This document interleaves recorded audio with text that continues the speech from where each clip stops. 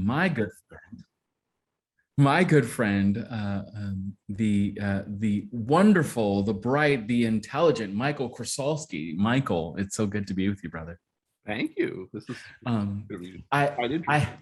I have found you to be such a incredible source of humor and wisdom and knowledge about Philadelphia. And I think we're coming up on maybe 7 months now since you all called me to be your rector, and so I'm still learning the history of my new home. And so I thought that this would be a great opportunity for you and I to dialogue and help me to learn about our history. So I'm wondering if you could tell me a little bit. I keep hearing about this organization, this institute.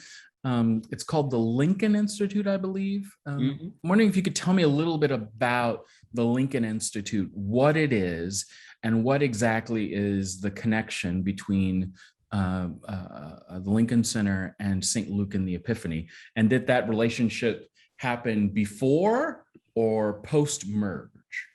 Sure. So good evening, everyone. And what I think is utterly fascinating about this topic is in the past 2 weeks, I have received in my capacity as volunteer interim archivist of the diocese a research request related to this organization, but also, much to my surprise, this I got in the mail. It's the Tridiferent Easttown History Quarterly, which is a magazine for a church, for a community out on the main line. And the lead article is about St. Mary's Wayne. Oh. So much you have to remember to contain my amazement when I'm leafing through and I get to page 5 and I find an 1877 lithograph of the Lincoln Institution. Oh, wow. And I'm like, what is this? Well, it gets better. So apparently in the 1880s, when we think of Wayne as a bustling suburb, in the 1880s, it was a place you went on vacation. Here is a picture of our subjects on vacation in Wayne, Pennsylvania in 1884. Oh, wow. Okay. So how does this Philadelphia institution get to be in an article about St. Mary's Wayne? Again, I was completely flabbergasted by this. So we have to begin in 1866. So obviously this is before the merger. Okay. Civil War just comes to an end. And in Philadelphia, we have a lot of wealth. And through that wealth, we have a lot of people, particularly women, who are interested in what shall we call good works. People who want to do they have wealth, they want to do something with it. So enter the story a woman by the name of Mary McHenry, who's a congregant at Church of the Holy Trinity, Rittenhouse Square. She gets the idea she is going to use her resources and her contacts to start an orphanage for the boys who were left orphaned because of the war. So their fathers. Wow. Okay. So this is actually getting way more close to me than I actually realized. So, I actually grew up in a boys' home that was founded for that very purpose. Now that I did not realize. This is okay. Keep it going, brother. Keep teaching. So she, using her Philadelphia contacts, she's able to raise enough money to buy 324 South 11th Street, which I just showed you a picture of. Right. And she decides that this is what she's going to do. She's going to educate these orphans to be proper young men. So they learn trades, and because of her contacts, she's able to place them in various industries and whatever. Well, by 1882, the number of Civil War orphans is starting to drop to dwindle, right? Right. So she has this institution, and she is like, well, what am I going to do with it? So that year, she marries a man by the name of John Cox, C-O-X, at Church of the Holy Trinity. And she and her husband get introduced to Captain Richard Henry Pratt, who is the genesis of the schools for the First Nations.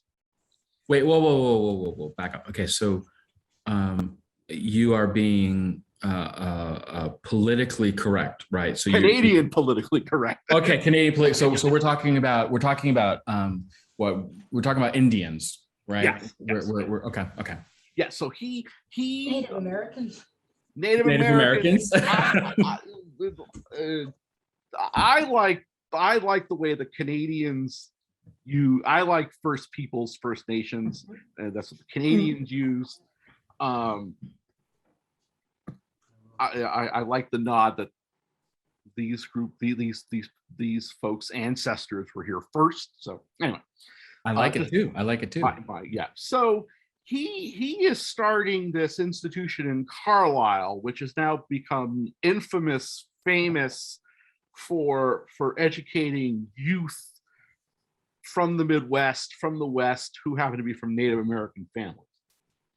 And Mary sees Pratt's work, and she sees, well, if I can take orphan boys and make them genteel Philadelphians, then why not we take children from the reservations and make them proper Philadelphians as well? Oh, wow.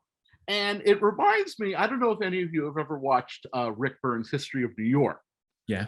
But the architect Robert A.M. Stern says that the American concept of the melting pot is we all come in from everywhere and we come out Presbyterian.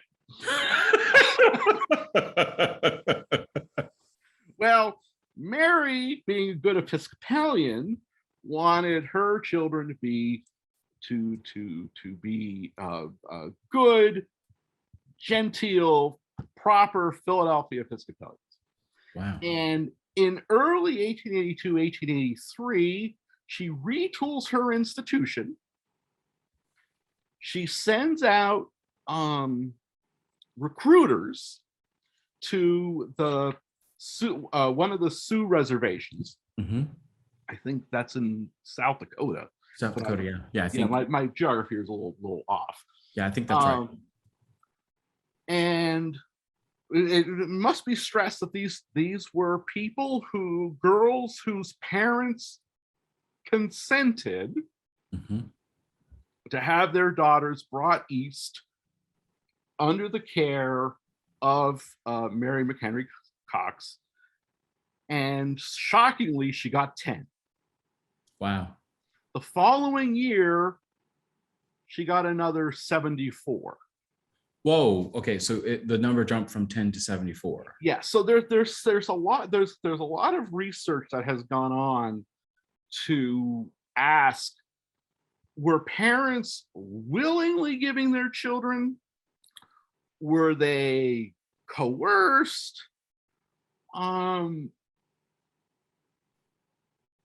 As with most humans, the motivations are mixed. Right. Many of them, maybe one of their parents had died, or they had a lot of siblings. Whatever.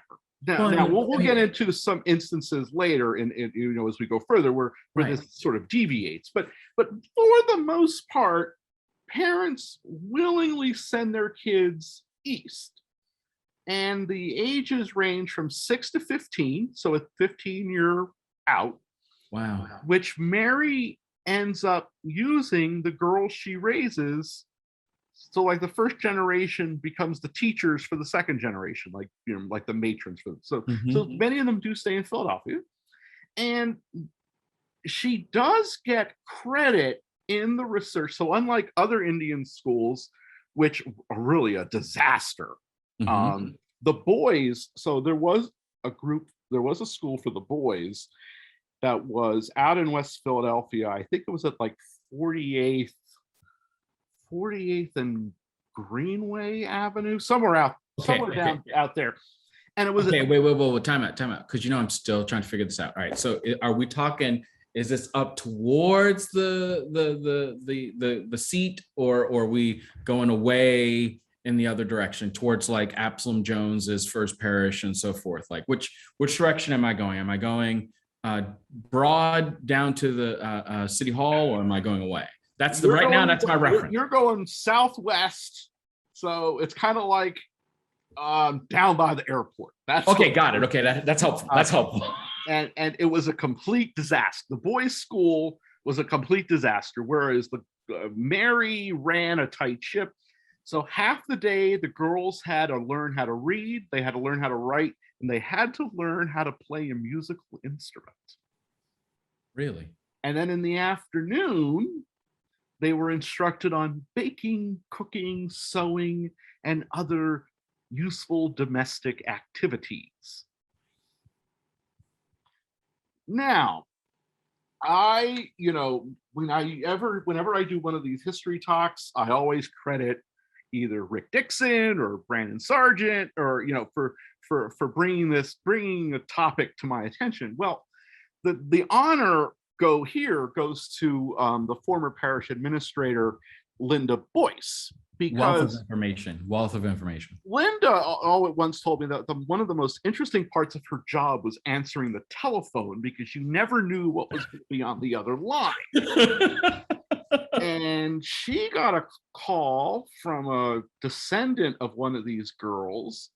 Wow. And wanted their confirmation information out of the register. Wait, whoa, back up. So these kids were actually going to church here. So this wasn't like this wasn't just, like a surface level sort of thing. Like we were doing catechesis. Well, so here's one of unlike every other parish in Philadelphia, we did not publish an annual report. And when we did, it was, let's say it was an irregular periodical. So in one of our rare instances, this is one of the few annual reports we put together. And there is an entry for the Lincoln Institution. And here's what it says. We are glad to look upon St. Luke and the Epiphany, so this is obviously post-merger, yeah, as our church home. We attend Sunday school, morning and evening service every Sunday. During the week, the clergy of that parish visit the institution, which is always looked forward to with pleasure. So, wait. Okay. Wait. Whoa. So,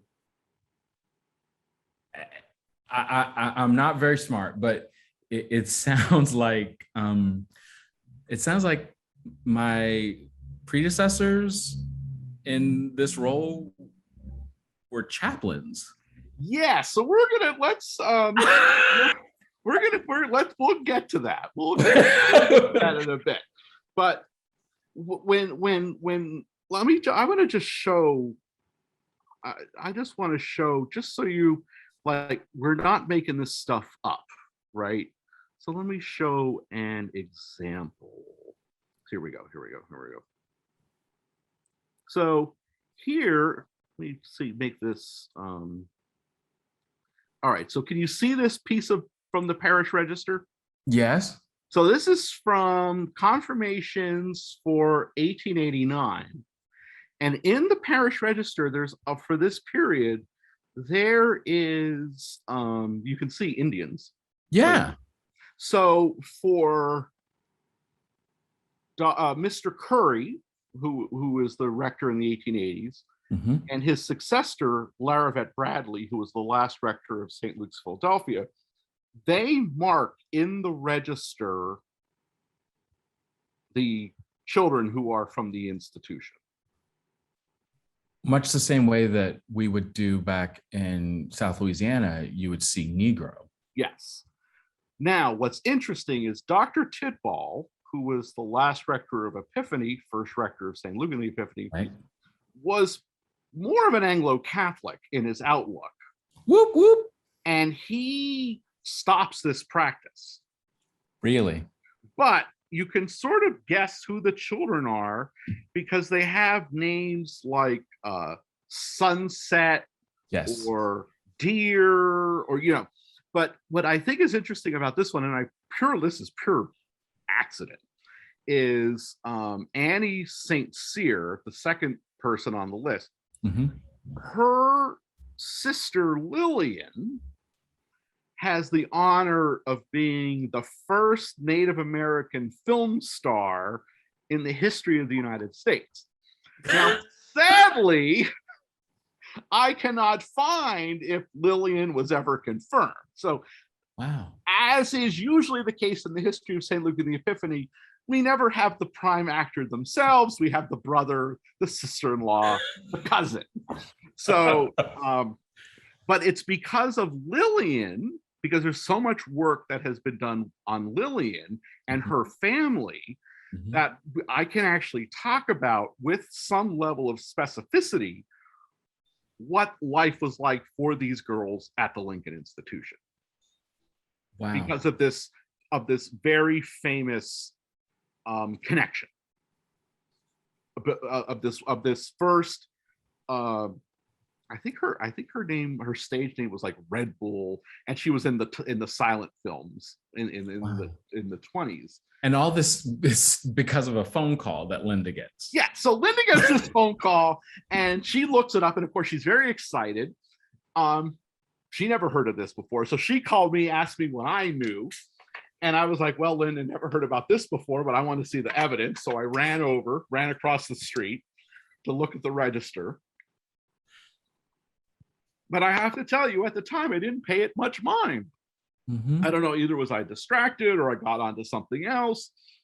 But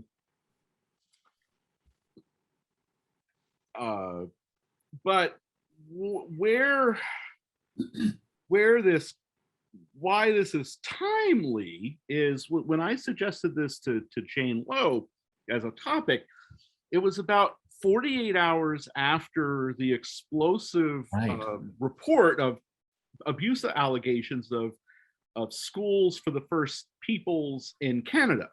Mm-hmm. And then just on Monday, Mother Mike sends me an article from ENS, the Episcopal News Service, that the National Church is recommending, with other religious organizations, yes, is recommending a Truth and Reconciliation Commission to investigate the various boarding schools, which there were about 300 at its peak. Yeah. To look at the damage that was done, what happened, what were, all the different ramifications. So my thinking is that even though we didn't run the school, clearly we have a connection to the school. Mm-hmm. And I think it's better for us to own it before somebody else owns it for us.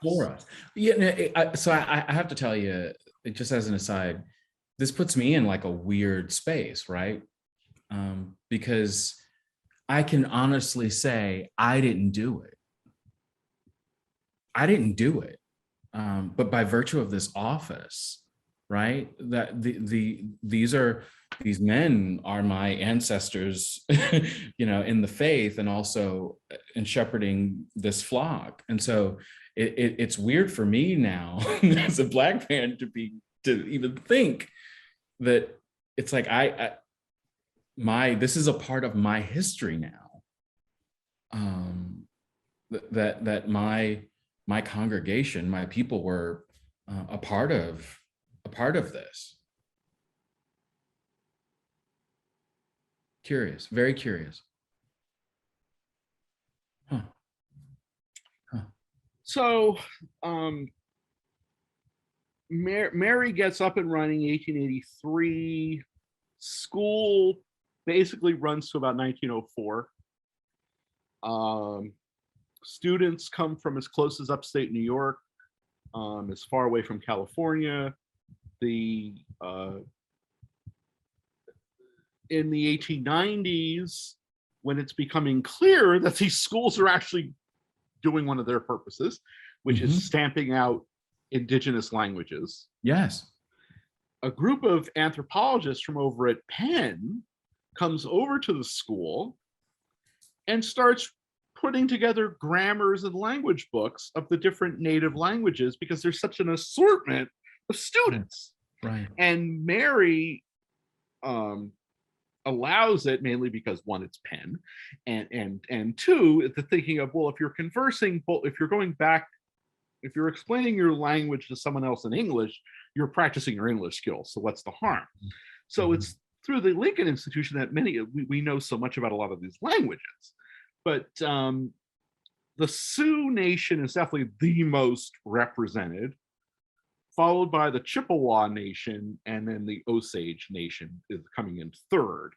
More research would need to go into to pinpoint exactly where everyone comes from. But here's where it gets curious. So this is not a religious school. This is not a religious institution. It's funded, it's taxpayer funded.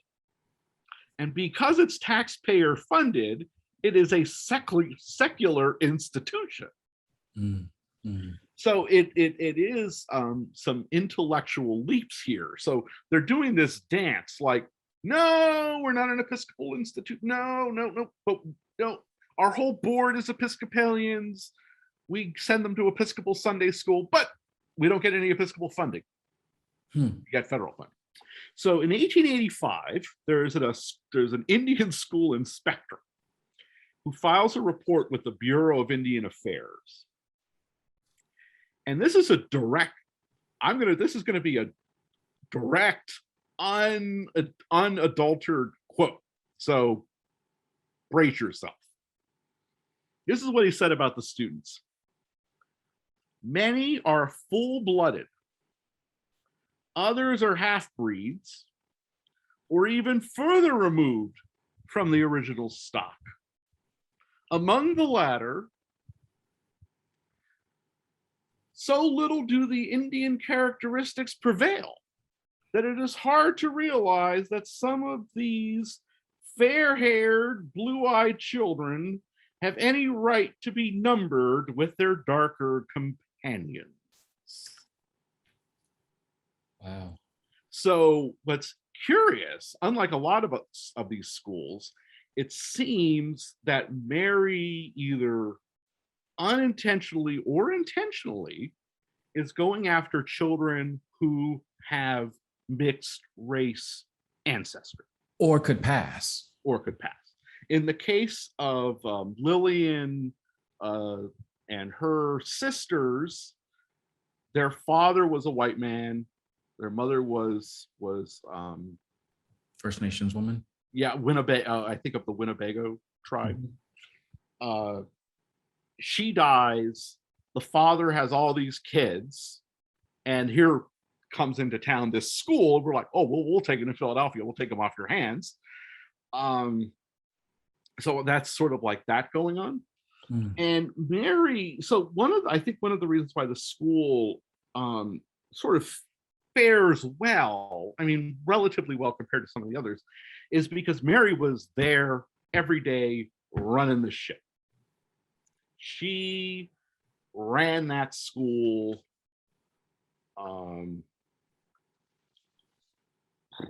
And we know, so all of the records for the Carlisle School have been digitized and are put up online.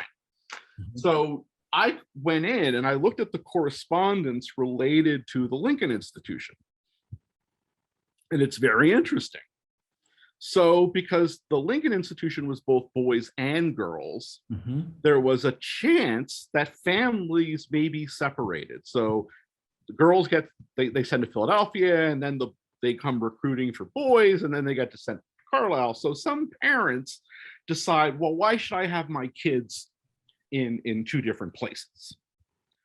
So the parents would write to Mary McHenry Cox and say, I want to send my kid to Carlisle. Now, if one of the parents wrote to Mary and said, I want my kid to come home, they were on the next train. Mm-hmm. Unlike some of the schools which wouldn't release the children, Mary at least did. So we have letters but from children petitioning the Carlisle School to send them back to Philadelphia. That they, even though they could be with their siblings, they don't want to be there. They want to be back in Philadelphia. Also interesting, because of Philadelphia being a city, an important city in America in the 1880s, as the First Nations would go to Washington to negotiate or renegotiate treaties, many of the tribal leaders would come to Philadelphia to visit the kids. Yeah. So we have instance of, and this blows my mind, of Chief Sitting Bull coming to Philadelphia, checking on his niece at the Lincoln Institution. Wow. And we have documentation of what went on. And he reported that the school, to his eyes, looked fine. He couldn't see anything particularly wrong with it. His niece didn't particularly complain about it. But when he left, when he was getting ready to leave, the niece wanted to go back. And Mary said, all right, let's send a telegram to the mother or the father. Mm-hmm. And if the parent says they can go back, we will release the child to Chief Sitting Bull. And the parent said no. They are to stay in Philadelphia. She was very upset. However, Chief Sitting Bull, we know, was pleased to see that if the parent had agreed, that his niece, who of the Lakota tribe, would have been released.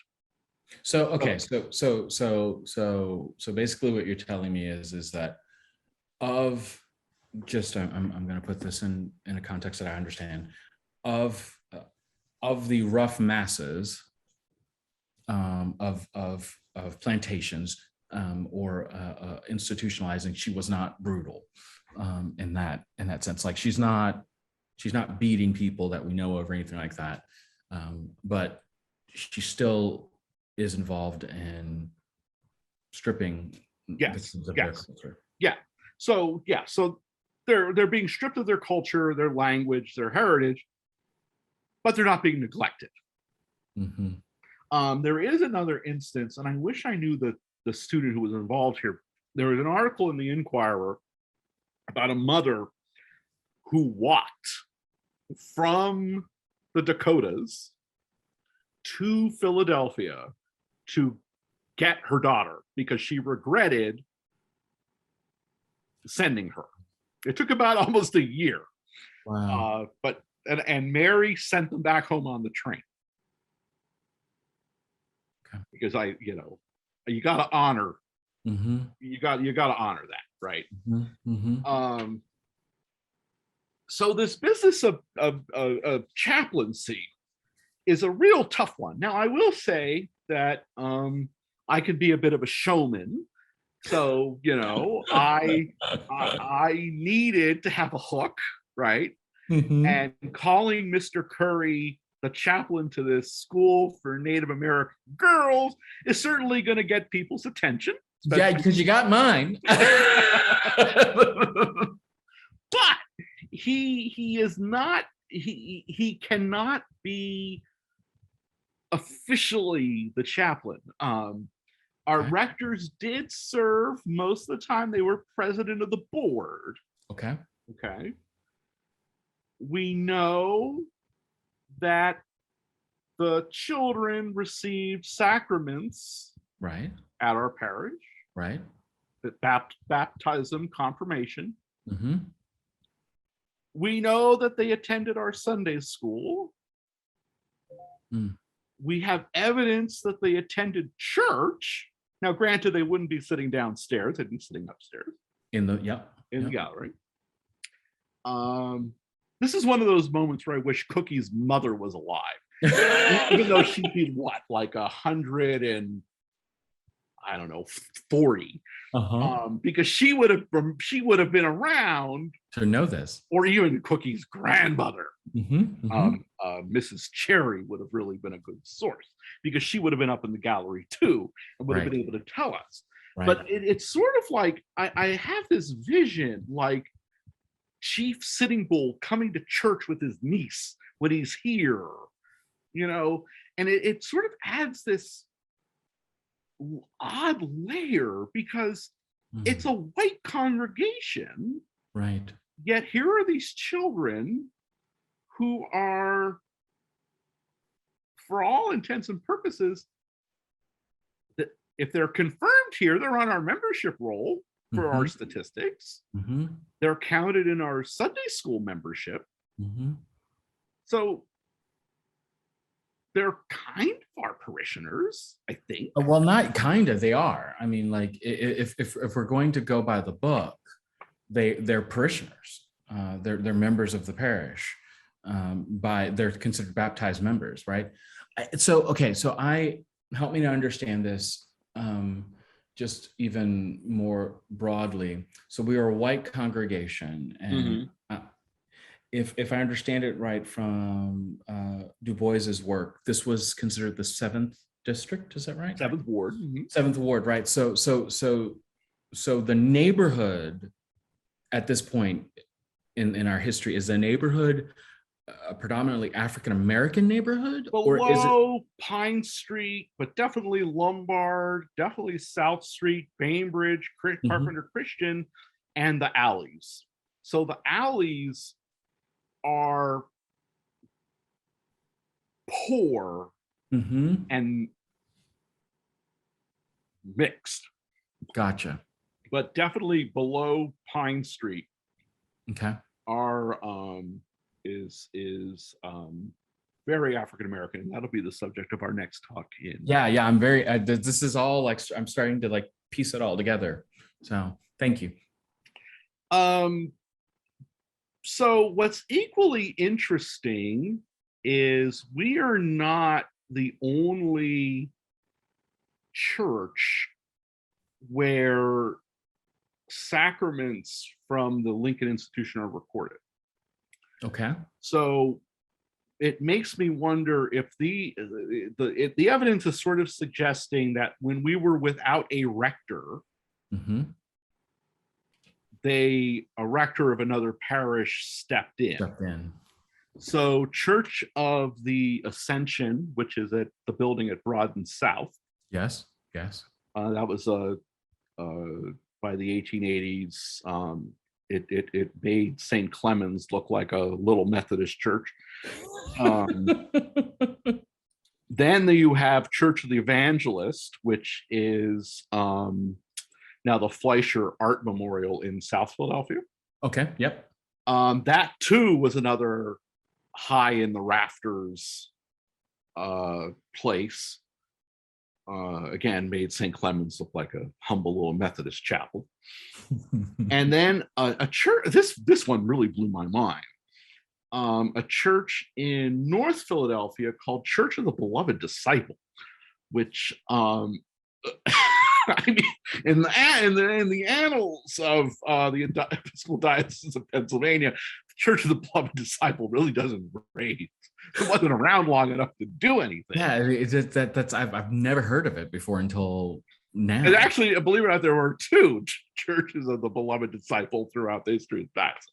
Wow. So that was a real shocker to see that they were registered as having students. Now the boys' side, they had a live-in chaplain who was also the headmaster of the school. Right. So their records, we have them in the diocesan archives, they're in their own volumes. But for the girls, in the main, they show up in our registers. Now, what's equally curious, because Episcopal Philadelphia history is so interesting is not everybody in the Episcopal world was happy about these schools. Yeah, I was going to ask, like, I mean, was there any pushback at all? So there was a group called the Indians Rights Association, which was founded by a man by the name of Herbert Welsh, which, of course, in the complicated family tree, his father was named John, and he had an uncle named William.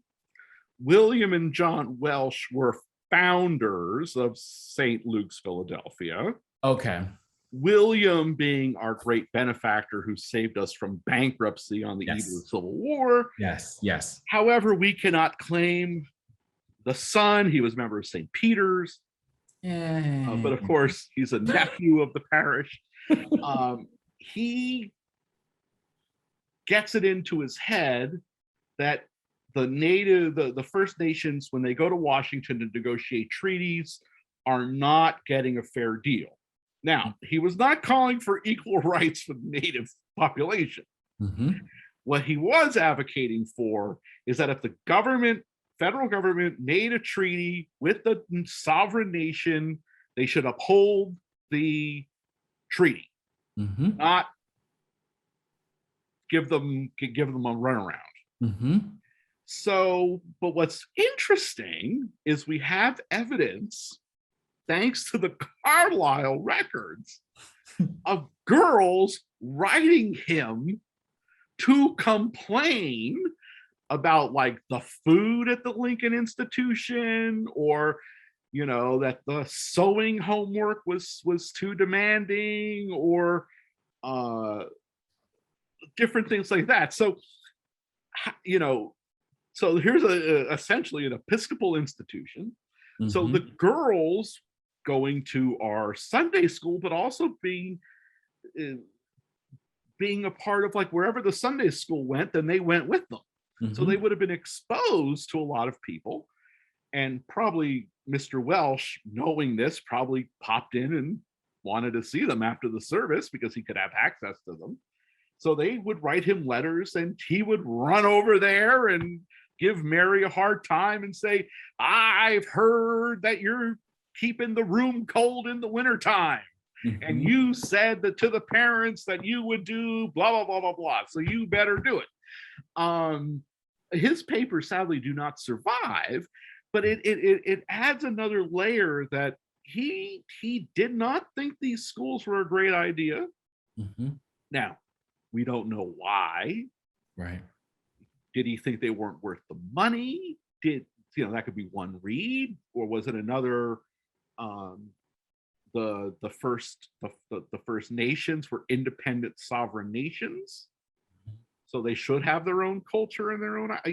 I don't know his motivation for what he was doing, but that does add an interesting check layer to what Mary was doing, and trying to untangle our role, like our corporate role, right?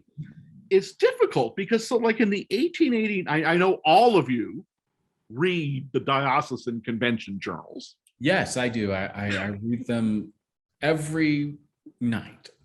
So for those who are familiar with the 1889 convention journal, the entry for St. Luke's, Philadelphia lists, and here are our quote unquote parish agencies for that year.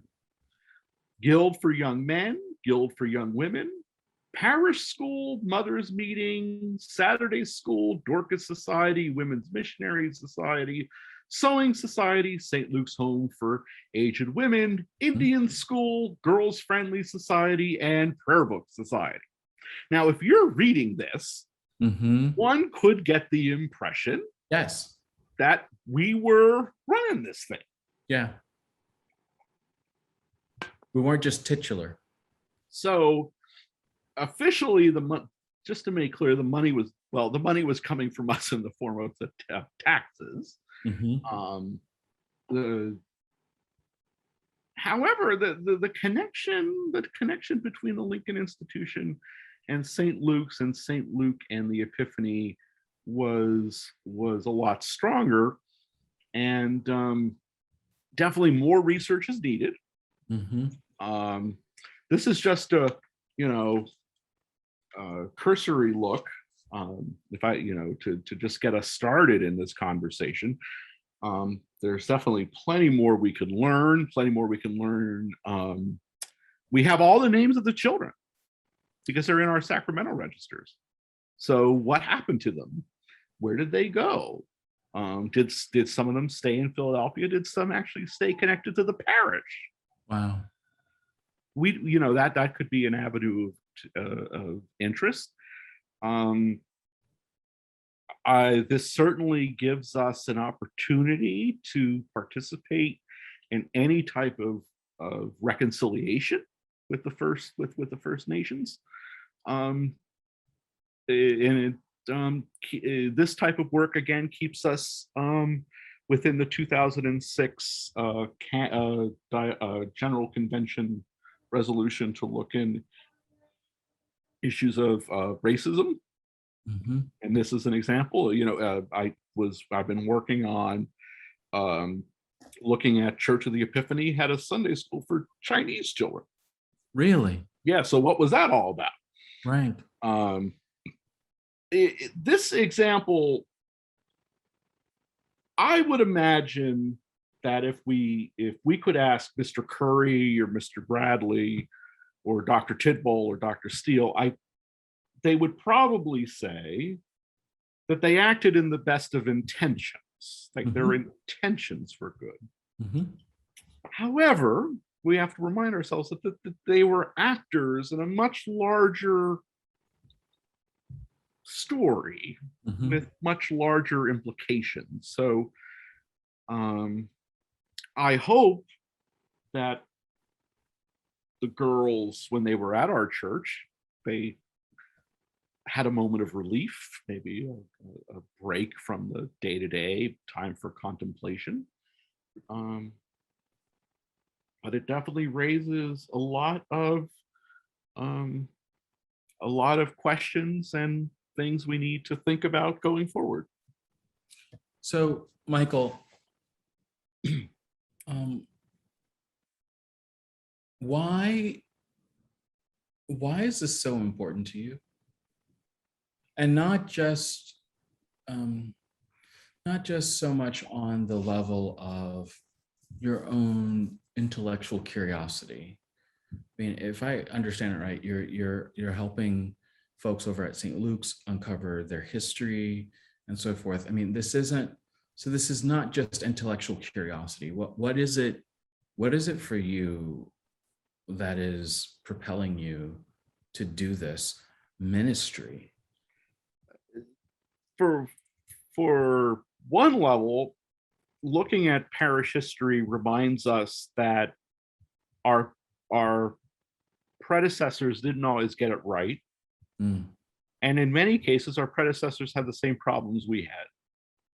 So especially when I'm working with clergy, I like to find evidence of one of my most favorite pieces of evidence for clergy is an article from the St. Clement's Parish Magazine, which talks about a baseball game between the choir of St. Clement's and the choir of St. Timothy's Roxborough.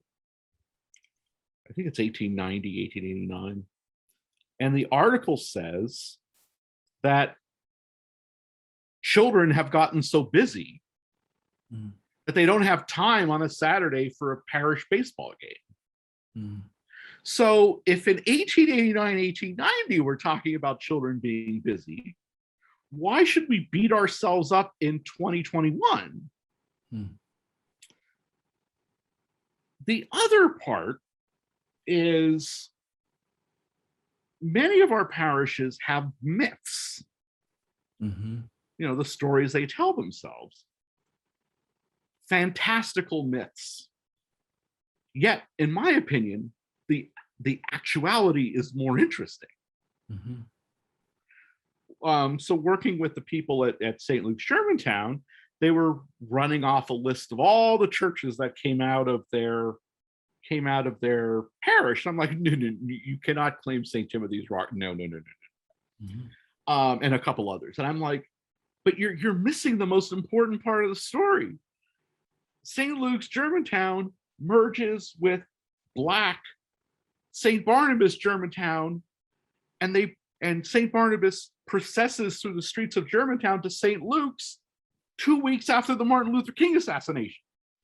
So at the very moment the America is splitting at the seams, St. Luke's Germantown, through the grace of God, is coming together. I said, that's what you need to talk about. Nobody cares. I care about Father Upjohn, but nobody else cares about Father Upjohn. Nobody in Germany. But talking about how St. Barnabas and St. Luke come together at this critical juncture in American history, that can get people. So I'm just gonna put words in your mouth. You're looking at the history gives you hope for a future. Absolutely. When I think of the number of times that St. Luke in the Epiphany had no money, was on the verge to close, needed a new roof. We needed a new roof 2 years after we opened. It's like, folks, we've been there, done that. As Mother Mike said in one of her sermons, which I turned into a newsletter article, all we need is in the pews. The answer's the answer's right here. We got what we need, folks. We're going to be okay. Now, granted, that doesn't mean we be lazy. So the other aspect of this is, when I did the lecture on the connections of slavery and Church of the Epiphany, it was, what was happening in our country at that moment in 2020. What could I offer? What could I contribute to this cause? And definitely not an expert on any of these areas. However, what I can do is look at ways in which the church interacted with these topics over time and help us grow and understand and learn from that. So this is my skill set that I can give back to parishes. Awesome. Thank you. Sure. Thank you. This has been so helpful for me, and I hope for everybody else who's watching.